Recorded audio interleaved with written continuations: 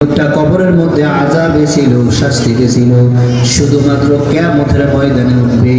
জান্নাতও যায় নাই, জাহান্নামের মধ্যেও যায় নাই, কোনো কোথাও যায় নাই, শুধুমাত্র হাসরের ময়দানে উঠবে।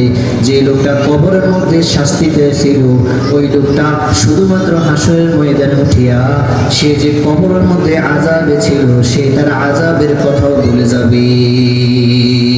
কি বলবে সে? আল্লাহ তাআলা কোরআনুল কারীমের মধ্যে বলেন, ক্বালু ইয়া ওয়াইলানা মান বা'আসানা মিন মারকাদিনা হাযা মা ওয়া'দার রাহমান ওয়া সাদাকাল মুরসালুন। তারা বলবে, ইয়া ওয়াইলানা মান বা'আসানা মিন মারকাদিনা, হায় দুর্ভোগ, কে আমাদেরকে আমাদের অবস্থান স্থল থেকে জাগা দিল? তাকে জাগানো যায় যে ঘুমায় থাকে তাকে।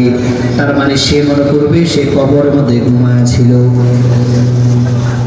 তাফসীরের মধ্যে আছে, মুমিন অথবা ফেরেশতারা বলবে, হাযা মা ওয়া'দার রহমান, এটা হলো সেই প্রতিশ্রুতি দিবস, যেই দিবসের প্রতিশ্রুতি, যেই দিবসের ওয়াদা যিনি দিয়েছেন তিনি কে? আওয়াজ দিয়ে বলেন, তিনি কে?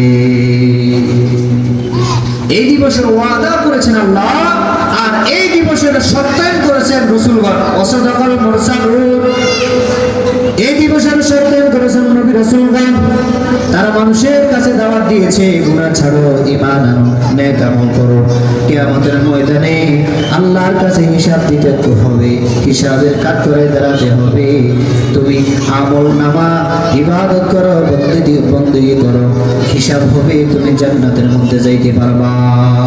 সমস্ত আম্বিয়া কেরাম তারা তাদেরকে দাওয়াত দিয়েছে। হাসরের ময়দান কেমন হবে আমি আপনাদেরকে বলি, বুঝতে পারবেন। হাসরের মাঠ কত ভয়ঙ্কর,